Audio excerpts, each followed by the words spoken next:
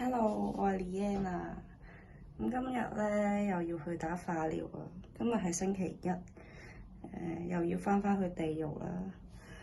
唉，好唔想去啊，不過我都要去。咁咧而家咧，因為去到目前為止咧，已經完成咗療程嘅一半㗎啦。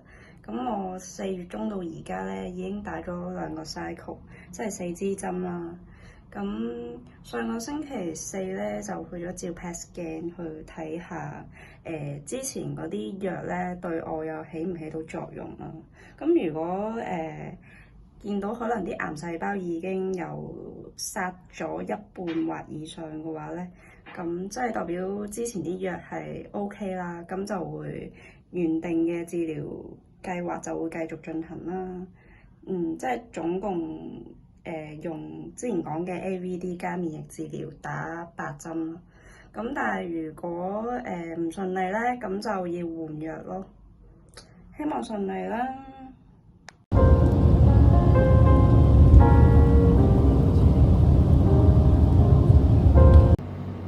咁每一次打化療之前咧，咁都會抽血啦，咁同埋姑娘會同我沖一沖 PICC 條管嘅。咁同埋姑娘會同我換敷料咯。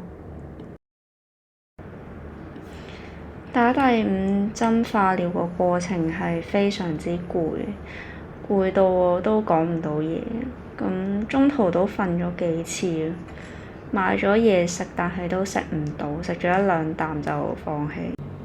咁打完之後嗰晚咧係超反胃，返到去咁夜晚就淨係食到乳酪同埋奇異果。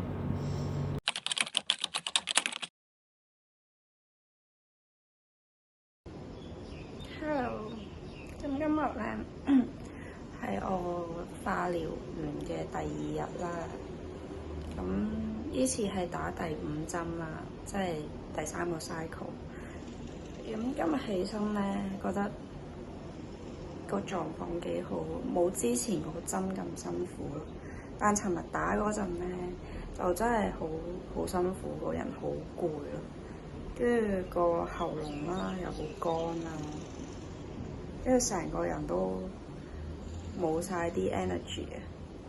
咁但係今日第2日咧，就暫時覺得都唔錯。咁尋日嗰個中期嘅 PET scan 結果出咗啦，咁就個結果係 good 嘅，咁醫生都話係理想嘅，咁啲癌細胞就已經冇晒㗎啦，咁就所以會繼續用翻原定嘅治療方案去進行咯。咁但醫生就話要睇下打多2-3針再決定睇下點樣嘅而家。